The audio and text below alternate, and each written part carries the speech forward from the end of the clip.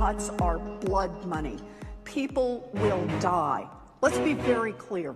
Senate Republicans are paying for tax cuts for the wealthy with American lives. People need kidneys, it's sad but decreed, yet the senator's hoarding one more than she needs. I offer this bill and I hope you'll vote aye, unless of course you just want people to die. Traffic deaths have many crying with fear. Over 30,000 people are dying each year. This modest change I propose must be applied, unless of course you just want people to die. Remember this classic from Remy, Reason Magazine? Yeah, Reason Foundation. It's perfect timing. It's never goes out of style, not with the left around, the likes of Sacagawea as well as Democrat it girl Alexandria Ocasio-Cortez. Usually the people suggesting that people will die are the ones who are only too excited to call the herd, as it were. Ocasio-Cortez? Yeah. The push for renewable energy is the same as the push to defeat the Nazis in World War II. We talk of, this is Ocasio-Cortez. Here we go. Deep Thoughts with Alexandria Ocasio-Cortez. With AOC. So we talk about existential threats. The last time we had a really major existential threat to this country was around World War II. Yeah, give yourself some latitude there, round. And so we've been here before, and we have a blueprint for doing this before. None of these things are new ideas. What we had was an existential threat in the context of war. We had a direct existential threat with another nation. This time it was Nazi Germany and Axis, who explicitly made the United States as an enemy. Gosh, she's dumb. And what we did was chose to mobilize our entire economy and industrialize our entire economy. We put hundreds of thousands, if not millions of people to work in defending our shores, and defending this country. We have to do the same thing in order to get us to 100% renewable energy, and that's just the truth of it. Whew. Deep thoughts. I mean, it's just, I don't know where you go. She reminds me a little bit of Todd Stroger, even though I like Todd Stroger. You know, he's adorable. Yeah. But he would say things that were so outlandish, absurd. Well, absurd, yeah. You didn't know how to follow up or engage in a conversation. They're just conversation enders. And again, I take you back to that debate he had with Tony Perica, where it was similar to watching a horror film. Because you just wanted it to stop because he was just demolishing him. Well, because he couldn't wrap his head around any policies and he didn't have a plan. So people will die, and Alexandria Cortez wants to lead that charge, apparently. And this is the same rhetoric you're hearing in response to Trump administration proposal to roll back some of the CAFE standards thresholds issued by the Obama administration back 6 years ago. For more on this topic and whether or not people will die, we're pleased to be joined by Steve Milloy, who is the founder of junkscience.com. He's also a member of President Trump's EPA transition team. Steve, thanks for joining us. Appreciate it.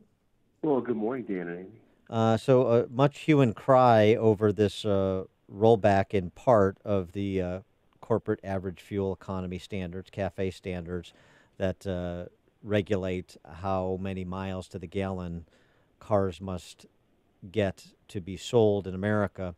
What are the real implications of what the Trump administration has proposed? Well, so in 2012, the Obama administration proposed to basically double fuel economy standards to 55 miles per gallon by 2025. You know, it was an unattainable standard. There was no technology on the drawing board then. There is none now. No way for car companies to meet that standard other than to, shoehorn people into smaller, more dangerous cars or electric vehicle junk. So the Trump administration has proposed to freeze fuel economy standards basically where they are now, about 35 miles per gallon. And the idea here is to, allow people to get into safer cars sooner. New cars are safer cars, and the average age of a car on U.S. roads today is 12 years. So if we can reduce prices, and the Trump administration estimates that its rule is going to reduce new car prices by a couple few $1,000s, that'll get more people into safer cars sooner. And they estimate that and people driving less will save 12,000 lives a year. And of course, this has sent Enviros into orbit, and they're claiming that, but there's going to be all this, more emissions and more air pollution, and it's going to kill people, and those deaths need to be offset against the lives saved from newer, safer cars. And so I've done this paper, which is really sort of a summary of my book, Scare Pollution: Why and How to Fix the EPA, which explains why outdoor air does not kill anybody in America. As a matter of fact, it doesn't kill anybody anywhere in the world, even in really filthy places like China. And so no one is going to die from increased air emissions. And so the 12,000 lives estimate stands.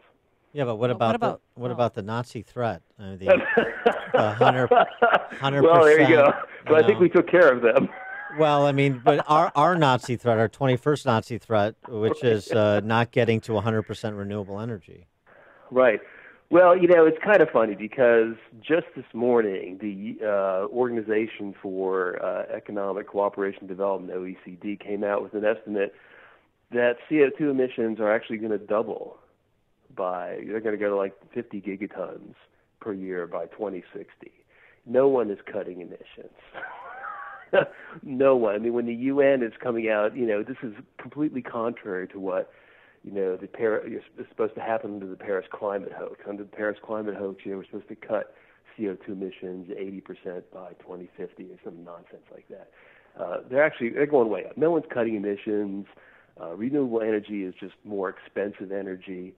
I wouldn't pay attention. Yeah. She has no idea what she's talking about. Yeah, do you have any facts on, this renewable energy, all the windmills that are popping up everywhere? Are they doing anything? So it's just spinning their blades? Electricity costs more. Yeah. There's another article today out. Germany, which has gone very green, and they have all these windmills and solar panels. And since 2000, they have spent $220 billion. Their CO2 emissions are going up. Mm. Yeah. By the way, is that even a problem? There's life forms that are made of carbon, like human beings. No, absolutely. You're absolutely right. People like me, people like you, know that CO2 is good for the environment. It's what plants eat. It's how they survive, and we need plants. So CO2 is good for everybody. There is absolutely no credible scientific evidence that more plant food in the atmosphere is going to destroy the planet, contrary to popular lore. I'd be a lot more impressed with the Alexandria Ocasio-Cortez crew if they could first accomplish renewable energy as the power source to create the batteries for electric cars. So if they could just accomplish that small task of not using fossil fuels for the parts for their electric cars, then I'd start to get a little bit more impressed with what they had to say. See, this is what kills me. There are U.S. electric utilities that are abandoning coal in favor of wind, solar, and battery technology. Of course, these batteries, they don't really exist, and as you point out, they don't even really work on a small scale, like in your car or Elon Musk's wall or whatever that is. Yeah, they don't really work. I mean, my iPhone battery, you never know quite what's going on with it, which is complete. When you burn fossil fuels, you know what you have, and you have it all the time. Well, and also too, I mean, part of what we've seen in terms of the robust economic growth of the last year is energy sector related, isn't it? Absolutely. President Trump has ended the Obama war on coal. He has unleashed the other parts of the energy sector. We're now going to be producing more liquid natural gas, through fracking that we can export to the rest of the world. Energy is the lifeblood of economic development, and if you're gonna make electricity just senselessly cost more for no gain, then you're going to choke off your economy. And what do you want to say to those who think fracking causes earthquakes? Well, because there's a large contingency of people. Not enough about your neighborhood. I mean, and if it may very well cause some tremors for wastewater that's not properly injected, but generally it's safe and everybody. It's not causing any earthquakes anywhere. Maybe some tremors, but it's a small price to pay to have an economy, I think.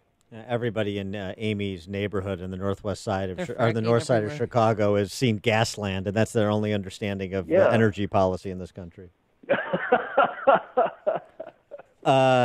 Just in terms of going forward, one of the other things with just going back to cafe standards, and this is sort of an underappreciated point of this, particularly with respect to environmentalists, because they tend to not like human beings very much.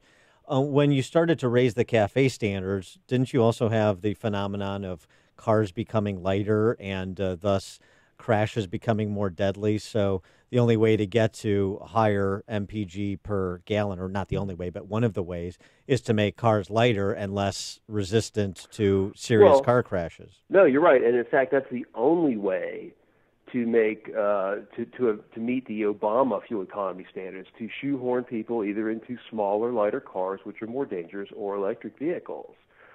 And it's basic physics, and if something small hits something larger, it's worse for the small thing. And I think consumers are misled because they like you read about a smart car or whatever little car having a 5-star crash rating. Well, that's only if it runs into another car its size. If it runs into a truck or an SUV or a telephone pole, all forget bets it. are off. All right, so pick on someone your own size, you smart Yeah. cars. I Yeah. can't even fit one of those. I mean, Those- I'm 6'5", so it's hard. Those smart cars. Those smart cars are- look like death traps. Yeah, that is That's somebody what who's they are. lost the will to live, riding in one of those things. There's no question about that. Yeah, sure, you can find Very parking good. in the city, but that's about all you could do. He is Steve Milloy. He is the founder of junkscience.com. The book is Scare Pollution, Why and How to Fix the EPA, and his most recent offering on the Trump administration's rollback of Obama's CAFE standard thresholds. You can find at the Competitive Enterprise Institute, Will the Trump fuel economy reform proposal create deadly air pollution? He answers that question with some detail. Steve Milloy, thanks so much for joining us. Appreciate it. Thanks for having me. Take care. And he joined us on our turnkey.pro answer line.